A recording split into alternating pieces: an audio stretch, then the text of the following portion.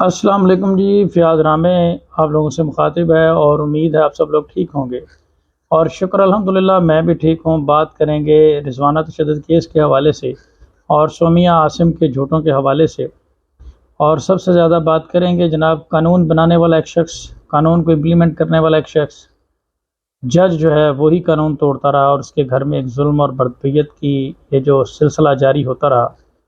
اور سومیہ عاصم کے وکلاء نے کیا کیا جھوٹ عدالت میں بولے۔ جیسا کہ آپ جانتے ہیں کہ پچھلے 3 سے 4 دنوں میں ان کی 2 ضمانتیں خارج ہو چکی ہیں، ایک ضمانت قبل از گرفتاری اور ایک ضمانت بعد از گرفتاری۔ ضمانت بعد از گرفتاری جیسا کہ آپ جانتے ہیں کل خارج ہو چکی ہے، اور ضمانت بعد از گرفتاری میں کیا کیا جھوٹ بولے گئے اور کیا کیا عدالت میں دلائل دیے گئے وہ میں آپ لوگوں کے سامنے رکھوں گا۔ سب سے پہلے جب عدالت نے دونوں پارٹیز کو مدعی مقدمہ جو کہ سومیہ عاصم کے وکیل ہیں ان کو جب ہدایت کی گئی کہ آپ آرگومنٹ کریں، تو پراسیکیوٹر صاحب نے عدالت کے سامنے Sargodha D H Q hospital کا میڈیکل ریکارڈ جو ہے وہ سب سے سامنے پیش رکھا، جس میں یہ بات واضح طور پر آئی کہ بچی کی مختلف جسم کی ہڈیاں ٹوٹی ہوئی ہیں، بازو ٹوٹے ہوئے ہیں، جسم پہ بے شمار انجریز ہیں، جیسا کہ میں آپ لوگوں کو پہلے بھی بتا چکا ہوں کہ اور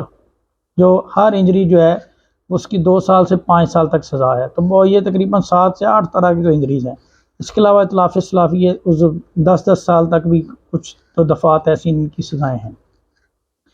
تو جب D H Q Sargodha hospital کا جب یہ میڈیکل پیش کیا گیا تو عدالت نے سوال کیا کہ ملزمہ کے وکیل سے سوال کیا کہ یہ بچی جو ہے یہ والدہ کے حوالے آپ نے کب کی تھی؟ تو اس نے جواب دیا کہ 23 جولائی کو شام 8 بجے ایک پرائیویٹ بس اڈے پر والدہ کے حوالے ہوئی۔ ایف آئی آر کے مطابق یہ بچی صبح 3 بجے ہسپتال پہنچ گئی۔ وکیل ملزمہ 10 بجے یہ یہاں سے چلتے ہیں تو 2 بجے سرگودا پہنچتے ہیں۔ 3 بجے جو ہسپتال میں چیک اپ ہوا اس کا ایم ایل سی ریکارڈ نہیں ہے، جبکہ ایف آئی آر میں ریکارڈ دیا گیا ہے۔ یہ ان کی جانب سے ایک ڈیفنس لیا گیا ملزمہ کی جانب سے۔ بچی پوری ویڈیو میں نظر آ رہی ہے، ایک سی سی ٹی وی ویڈیو انہوں نے خود ہی پیش کی تھی جس میں انہوں نے بتایا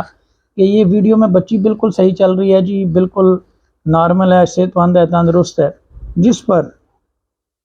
عدالت نے کہا کہ آپ کے پاس وہ ویڈیو موجود ہے؟ کہنے لگے جی بالکل ویڈیو موجود ہے۔ تو ملزمہ نے عدالت کے سامنے وہ ویڈیو پیش کر دی۔ اچھا، اس میں جب بچی کے والدہ کے حوالے انہوں نے کی تو انہوں نے کہا جی بچی بالکل ٹھیک ہے، انہوں نے چیک اپ کیا، انہوں نے پوری طرح سے بتایا۔ جب عدالت نے مدعی مقدمہ سے پراسیکیوٹر صاحب سے پوچھا کہ یہ ویڈیو آپ لوگوں کے پاس بھی ہے، تو پراسیکیوٹر صاحب نے کہا جی یہ جوڈیشل فائل کا حصہ ہے، پولیس انویسٹیگیشن کا حصہ ہے، اور یہ ویڈیو ہمارے پاس بھی ہے، اور اس ویڈیو کے مطابق بچی جو ہے وہ زخمی نظر آ رہی ہے اور بچی سے چلا بھی نہیں جا رہا، اور اس کے علاوہ جس بس میں بچی کو لے کر گئے ہیں اس کے ڈرائیور کا بیان بھی آن ریکارڈ ہے۔ تو عدالت نے کہا کہ آپ وہ بیان پڑھ کر سنا سکتے ہیں جس بس پر بچی کو نجی بس پہ سرگودا لے کر آیا گیا تھا، اس ڈرائیور نے یہ بیان دیا کہ بچی جب بس میں آئی ہے تو انتہائی انجرڈ اور لاغر حالت میں تھی اور اس سے چلا بھی نہیں جا رہا تھا، اور وہ ساری ایف آئی آر کی سٹوری اس نے ایکسپلین کی ہے کہ اس کے جسم کی، اس کے بازو وغیرہ ٹوٹے ہوئے تھے، اس جسم کے مختلف حصوں پر تشدد کے نشانات تھے، سر پر، ایون کہ پوری باڈی پر، جو عدالت میں پڑھ کر بیان باقاعدہ طور پر سنایا گیا، اور پراسیکیوٹر نے بتایا کہ بچی کے بازوؤں اور یہ میڈیکل میں بھی یہ چیزیں ثابت ہو چکی ہیں، تو اس کہ بچی کے بازوؤں کی دونوں ہڈیاں جو ہیں ٹوٹی ہوئی ہیں، اور ریکارڈ کے اوپر بچی کی تصویریں جو ہیں وہ بھی موجود ہیں جو دکھائی گئی ہیں، جو ہاسپٹل میں اور دیگر جگہوں پہ لی گئی تھیں۔ بہرحال یہ ساری صورتحال عدالت کے سامنے رکھی گئی، اور اس کے بعد ملزم کا جو وکیل ہے اس نے کہا جی یہ انجری جو ہے وہ ہم نے نہیں دی، یہ ہم نے تو بالکل بچی آپ صحیح سلامت طور پر والدین کے حوالے کی ہے، اور بچی جو ہے وہ اس نے سکارف بھی پہنا ہوا تھا، اور بچی جناب انہوں نے تشدد کیا ہے۔ تو جج صاحب نے کہا کہ پھر آپ کی نظر میں تشدد کس نے کیا ہے؟ جس پر وہ لاجواب ہو گئے، اور انہوں نے کہا کہ جناب وہ تو میں نام نہیں لینا چاہتا، اور آئیں بائیں دائیں شائیں کر کے نکل گئے۔ دوسری جانب بچی کی والدہ نے یہ بتایا کہ میری بچی سکارف نہیں لیتی تھی، میری بچی کو سکارف صرف اس لیے پہنایا گیا تاکہ اس کے زخم جو ہے وہ نظر نہ آ سکے۔ تو یہ ایک انتہائی افسوسناک اور شرمناک صورت۔ اس ساری چیز کو سامنے رکھتے ہوئے عدالت نے یہی کہا ہے کہ اس طرح کے مقدمات میں جو فیصلہ کیا جائے، سب نے کلیئر اس میں لکھا ہے کہ ملزمہ جو ہے اس نے سراسر عدالت سے حقائق چھپائے ہیں، اور ایسے کیسز میں وہ ضمانت کی حقدار نہیں ہے، اور تمام طور جو جرم اس میں لگے ہیں وہ ناقابل ضمانت ہے۔ اس کے علاوہ اگر دیکھا جائے تو اس سٹیج پہ کسی بھی صورت میڈیکل جو ایویڈنس اس کے میڈیکل رپورٹ میں تمام تر انجریز جو ہیں وہ ثابت ہو چکی ہیں۔ تو عدالت نے کہا کہ سٹیج پہ کسی بھی صورت پہ ایسے سیریس قسم کے مقدمات میں، ایسے سیریس قسم کے آفینسز میں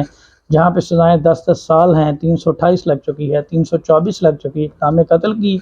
دفعات لگ چکی ہیں۔ اس کے علاوہ ایف آئی آر کے مطابق جو بچی سے جب دریافت کیا گیا تو بچی نے بھی یہ بیان دیا